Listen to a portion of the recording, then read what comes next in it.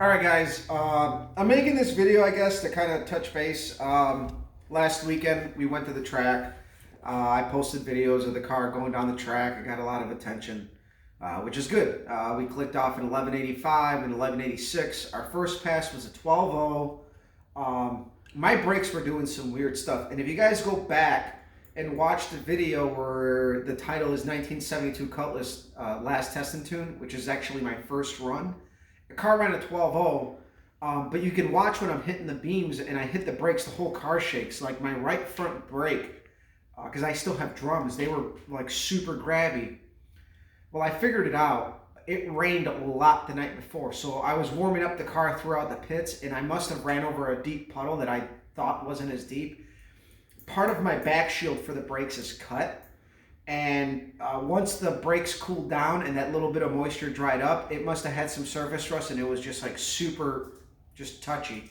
To the point where I literally got out like two cars before it was my turn to set up, do a burnout, and hit the beams.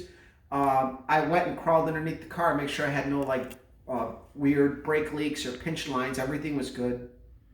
So that first run was almost like a throwaway. I was easy on it. I still ran a 12.0, but um, I kind of rode the brakes a little bit under power because I knew that if I rode the brakes uh, just right on the brakes, I didn't know what was going to happen. So I knew that if I dragged the brakes, I'd be fine because as I inched my way up to do the burnout, the brakes weren't super touchy as I was dragging them in under power. Again, it's kind of knowing your car and knowing the feel uh, for things, but we posted 3 videos of that. The car did really good. Uh, Best ET so far. Car ran phenomenal, no problems. You know, the car doesn't smoke or no knocks, no nothing like that. Um, so things are pretty much going to stay. Things are going to stay as they are on this car. Only thing I'm going to do is add a rev limiter, converter gear. Everything's going to stay the same. Maybe down the road I'll make those changes, but we got other things to focus about, which is what I'm going to touch base on. So the week before we went out with the Cutlass, my wife took the Pontiac down the track, and she did good, you know. But there's a lot to learn. So I think what we're going to end up doing, and I kind of mentioned that we had some change of plans. We're going to end up keeping the 350 olds in the Pontiac so she can inch her way into that, you know, kind of grow with the car, because that's one of the things that everybody who starts drag racing doesn't get into like a super fast car right away. Usually it's like you kind of build your way up. And it's kind of important to build those reflexes and kind of learn what the car does, how it feels when it spins, the way it jerks, the way it moves. Just certain things that are important to learn behind the wheel of the car.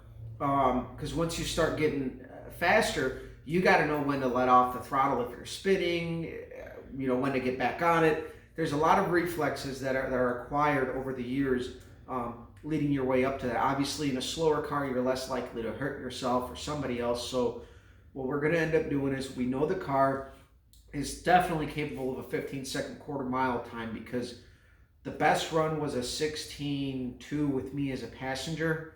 And you figure I'm 200 pounds, that's 2/10. It should have been a 16.0, and she wasn't shifting.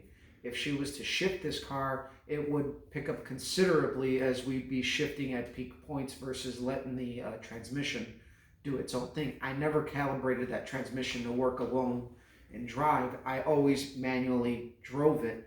And obviously with the shift kit that's in there, I was always able to override the governor.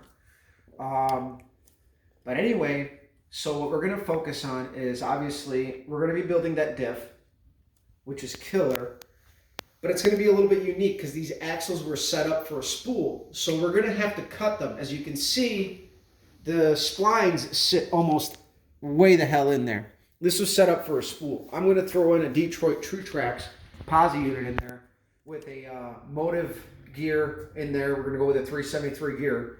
And then, drum roll, we're going to be making our own control arms for the back of this car. It's actually not very hard to make your own control arms, and since we're drag racing, we're going to go ahead and do away with any bushings. We're going to make these solid state control arms with no deflection built into them, just for the simple fact that these cars rode really good as it was, and then bushings, I think, even in the back of this car, it doesn't have bushings. Everything's solid in the back, and it rides still pretty good.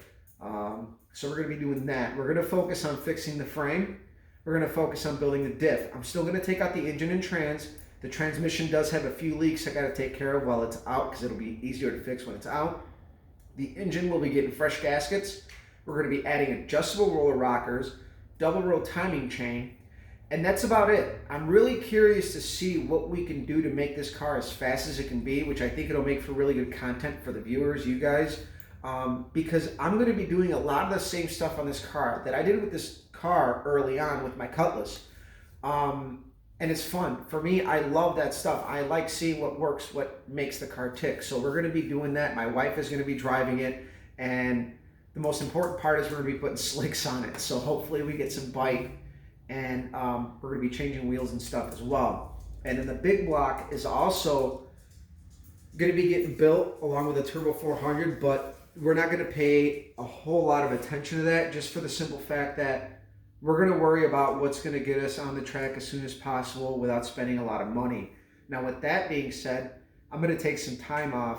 You guys who have been following along may have picked up on the fact that I've had quite a busy summer. If you guys follow me on Instagram, you guys have seen that I've been posting pictures of like house projects. I built that 350 for Eric, and I was also working on this, getting it to the track. So it was like a 3-ring circle. It was like 2 weeks here, 2 weeks there, 2 weeks there. I split up everything into like week or 2 week intervals, where it was like 2 weeks I'd get to work on the car and take it to the track, and then it was like 2 weeks of focus on the house, and then 1 weekend I'd be working on like Eric's stuff, and it was just nonstop like chaos, which I wouldn't call chaos. I enjoy it, but it was busy. We definitely had a very busy summer this year, both my wife and I. We had places to be, a lot of stuff to do. So I think we're gonna pick everything back up at the beginning of the year. So pretty much November, December, I don't think I'm going to be doing a whole lot. I might get out here, clean up, organize, plan some stuff out. So in the meantime, we're going to be collecting parts. I've been hitting the forums. I've been finding parts.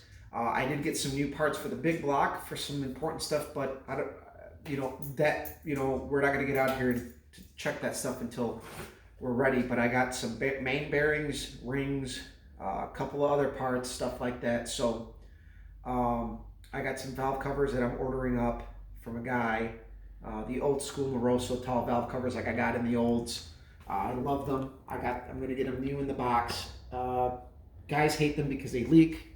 I figured out the formula on that. I'll explain that once we do the valve covers. But we're going to be picking it up at the beginning of the year, and we're going to go full force on the Pontiac. And I'm gonna get some help from a friend of mine who's good with editing, and we're gonna try to get more in-depth videos as far as while we're doing stuff, building stuff. And it's, that 2-month gap between now and the beginning of the year is gonna give us some time to plan, organize, and see what we're gonna have to do to maximize our workspace for camera angles and whatnot.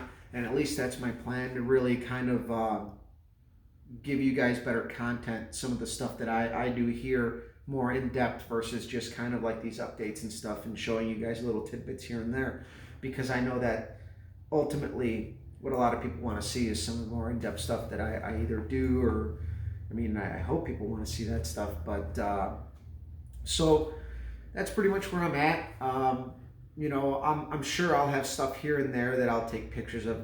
As always, me taking 2 months away doesn't mean I'm going to completely take 2 months away. It just means that I'm not going to pay focus on some of the bigger projects. There's a lot of little things I got to do. We got house projects, obviously. I'm going to be wrapping up here pretty soon. But hopefully you guys stick around. It's going to get better. And you guys need to do me a big favor. If you guys are on Facebook, follow us at Copper's Garage. If you guys like videos that I've made, whether it be the racing videos, some of the smaller tutorial stuff, I guess, like more in-depth tech stuff I've done, share it for me. We're going to be building this up, and my goal is to document the build of the Bonneville, because we're ultimately going to be doing some cool stuff with the Pontiac.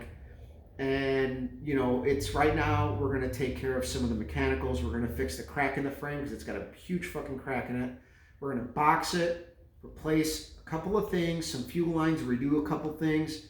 We're going to put the body back on, We're going to be doing some cool temporary custom paint work on it, as this car is going to pick up a whole new attitude over the winter. We're going to be doing that. But ultimately, the Bonneville will be getting a full rebody, like body work like I did on the Olds, which the body work on the Olds was prior to me starting to do videos. So if you guys follow on Facebook, you guys can go hit the albums and you guys can see all the body work I did with this car like 3 years ago over the winter. So it's going to be a busy winter, but again, I don't want to pick it up until next year. I need some time off to kind of get my plan going and save up some money, and start piecing pieces together and hit the forums. And of course, I always got people messaging me like, hey, I got this. Are you interested? I got that. So, guys, all I can say is stick around. Now that I'm more comfortable doing this, I really want to take it to that next level and give you guys better content to watch and hopefully share and continue to follow, guys. So for everybody who's been following, thank you. Hit the like button. Follow us on Facebook at Copper's Garage. Follow us on Instagram, Copper Cutlass. And we'll follow it up, guys, at the beginning of the year. Stay tuned. Things are going to take off.